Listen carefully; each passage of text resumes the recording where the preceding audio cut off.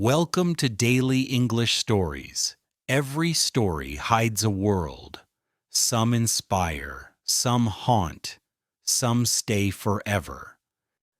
Chapter 1. The Fear of Failure. Arif stared at the piece of paper in his hand, the words printed in bold. Job interview, 9 a.m., Thursday. His fingers trembled slightly. It wasn't just an interview, it was his first ever. And worse, it was in English. The room was silent except for the ticking of the old wall clock and the occasional rustle of pages from his worn-out English notebook. His tiny house in the outskirts of the city echoed with dreams much bigger than its walls. A single ceiling fan spun lazily overhead as Arif sat on the edge of his bed, reading aloud. "My name is Arif. I am from Lahore. I want a job. No, I want a job. I can learn fast. I am hardworking," he sighed. Every sentence felt like climbing a mountain. He knew the words, but they didn't come out right. His tongue twisted. His breath caught. The fear wasn't just about English. It was about failing, about being laughed at, about walking into that room and watching someone's eyes say, "You're not good enough." He closed the notebook and looked at the cracked mirror on the wall. His reflection didn't look confident. It looked scared, tired, defeated before the battle had even begun. "Who will hire someone like me?" he whispered to himself. From the corner of the room, a soft voice replied, "Someone who needs someone like you." It was his younger sister, Alina. She had been sitting quietly with her school books, but she had been listening all along. She smiled gently and walked over, handing him a small cup of tea. "You always say I can do anything if I try hard enough," she said. "Why don't you believe that for yourself?" Arif looked at her. Her eyes, wide with belief, held more courage than he felt in his entire body. "You speak so well," he said. "I didn't always," she replied. "Remember how I used to be scared to even say present in class?" He chuckled softly. It was true. Alina had grown so much in the last year. She had learned English by watching videos, practicing with neighbors, reading out loud at night. Now she was one of the top students in her school. "You helped me," she said. "Now it's my turn." She picked up his notebook and opened to the first page. "Let's practice. I'll be the interviewer." He hesitated, but her smile didn't leave space for refusal. She cleared her throat, pretending to be serious. "Good morning, Mr. Arif. Please tell me about yourself." Arif smiled nervously, but something in her playfulness made him forget his fear, just for a moment. "My name is Arif," he began slowly, "and I am from Lahore. I have completed my intermediate education. I am hardworking and always ready to learn." Alina clapped. "See? That was good?" He laughed. It wasn't perfect, but it was a start. For the next hour, the small room turned into a mock interview hall. They repeated phrases, corrected pronunciation, and turned awkward silences into moments of learning. When he made mistakes, she encouraged him. When he got it right, she celebrated like he had won a medal. Later that night, Arif stood by the window, looking at the narrow street outside. The world was quiet, but his heart was a little louder now, with hope. The fear was still there, but something had changed. There was a voice inside him now, softly saying, "Try, just try." And so, under the dim light of a single bulb, he opened his notebook again and whispered to himself, "I can do this." Chapter 2. The Day That Changed Everything. The morning sun cast a golden hue over the small, quiet street where Arif lived. He stood in front of the mirror wearing his only clean shirt, slightly wrinkled but freshly ironed the night before. His hands trembled slightly as he adjusted his collar. Today was the day. His mother placed a gentle hand on his shoulder. "You've prepared well. Just be honest and speak from the heart." He nodded, not trusting his voice. In the corner of the room, his younger sister waved a small handmade card she'd drawn late at night. On it were the words, "You can do this by just try." Clutching his worn leather folder, Arif left the house and walked to the bus stop, rehearsing sentences under his breath. "Good morning, sir. Thank you for this opportunity. I am very happy, no, grateful to be here." The city moved around him with its usual noise, buses honking, vendors calling out. But all Arif could hear was the thudding of his own heart. By the time he reached the tall office building, his palms were damp with sweat.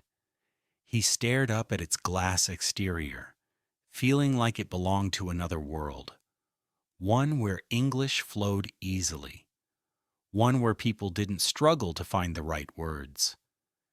He entered the lobby. Cool air and polished floors greeted him. The receptionist, a confident young woman with a headset, asked in perfect English, "Hi, do you have an appointment?" Arif swallowed hard. "Yes, I have interview, 10 o'clock." She smiled politely, marked something on her screen, and handed him a visitor badge. "Please have a seat. Someone will call you shortly." He sat on the leather sofa, watching as sharply dressed professionals walked past him. Some laughed into their phones, some typed on sleek laptops. He adjusted his cuffs again and tried to breathe. After what felt like hours, a tall man stepped into the lobby and called out, "Arif Khan?" Arif stood up. "Yes, I am Arif." The man led him into a quiet room with a round table and 2 chairs. A file lay in front of the interviewer, a middle-aged man with glasses and a calm face. "Please have a seat," the interviewer said. Arif sat, knees stiff, his English already beginning to blur in his mind. "So, Arif," the man began, flipping through the resume. "Can you tell me about yourself?" The question echoed like a challenge. Arif hesitated. His rehearsed lines evaporated. The silence stretched. "I come from small village," he began, forcing the words. "I study hard. My father is farmer. I want job to help family." The interviewer didn't interrupt. He just listened.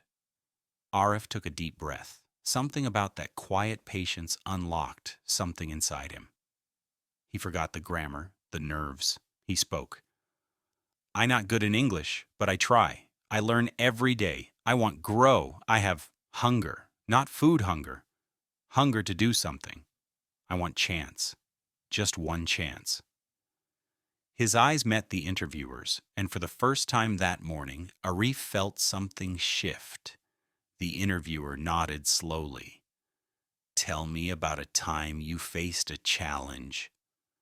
Arif shared the story of how he taught himself computer basics using an old second-hand laptop, how he worked evenings at a bakery just to buy mobile data for online tutorials. His words weren't polished, but they were real. By the time the interview ended, Arif wasn't sure what he had said, or even if it was enough, but he knew one thing. He had tried. He hadn't run. He had shown up with all his flaws and all his truth.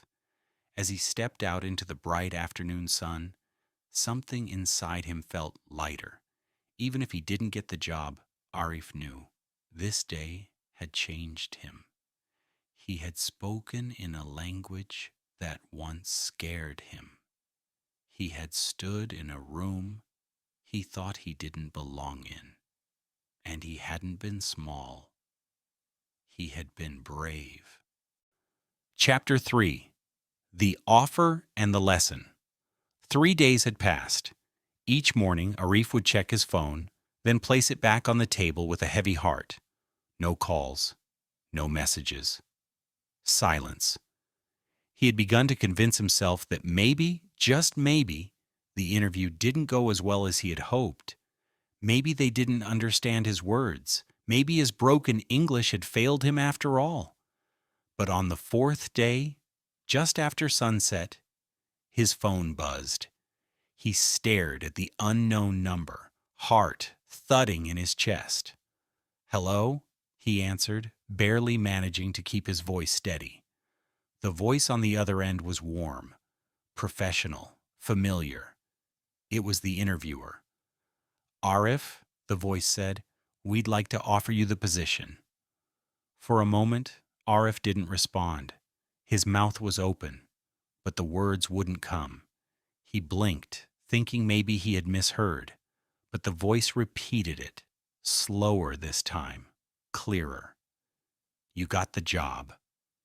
Tears welled up in Arif's eyes as he whispered a shaky, "Thank you, sir. Thank you so much."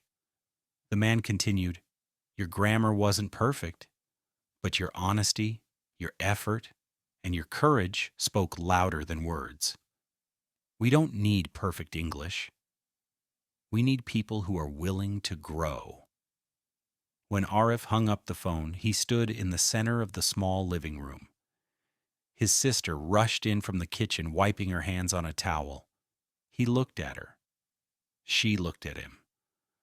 "I got the job," he said. She screamed with joy and hugged him tightly, laughing through tears.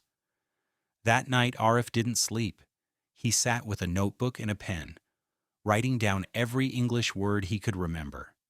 He circled the ones he had mispronounced. He underlined the words that had made the interviewer nod. He was no longer afraid. He was ready.